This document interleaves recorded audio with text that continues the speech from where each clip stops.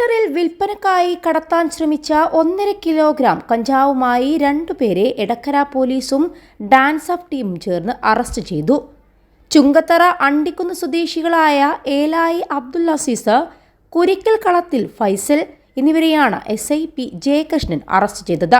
Nilambur DYSP PK സന്തോഷം ലഭിച്ച രഹസ്യവിവരത്തെ തുടർന്ന് എടക്കര CI NB ഷൈജുവിന്റെ നിർദ്ദേശപ്രകാരം എടക്കര പോലീസും നിലമ്പൂർ ഡാൻസ് ഓഫും ചേർന്ന് ഇന്നലെ രാത്രി 8:30 മണിയോടെ ചുങ്കത്തറ ഷാഫിപ്പടിയിൽ വെച്ചാണ് പ്രതികളെ അറസ്റ്റ് ചെയ്തത്. സ്കൂട്ടറിൽ കഞ്ചാവ് കൈമാറാൻ എത്തിയതായിരുന്നു പ്രതികൾ.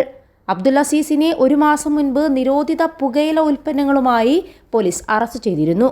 തുടർന്ന് ഇയാളെ പോലീസ് നിരീക്ഷിച്ചു വരികയായിരുന്നു. ഫൈസലിന്റെ ഉടമസ്ഥതയിലുള്ള സ്കൂട്ടറും കസ്റ്റഡിയിലെടുത്തു. പ്രതികളെ നിലമ്പൂർ കോടതിയിൽ ഹാജരാക്കും. Senior CPO Sabir Ali, CPO Najmuddin എന്നിവരും ഡാൻസ് ഓഫ് അംഗങ്ങളായ NP സുനിൽ, അഭിലാഷ് കൈപ്പിനി, ആഷിഫ് അലി, നിബിൻ ദാസ്, ജിയോ ജേക്കബ് എന്നിവരും ചേർന്നാണ് പ്രതികളെ പിടികൂടിയത്.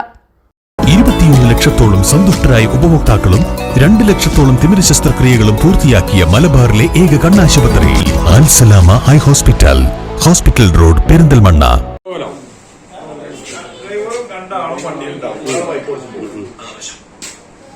റെഡിയാൻ പറ. അപ്പൊ 2 മണിക്ക് പോണത് മൈസൂരിൽ നിന്ന് നേരം വൈകിയ 4:30 പോകും ചിലപ്പോൾ.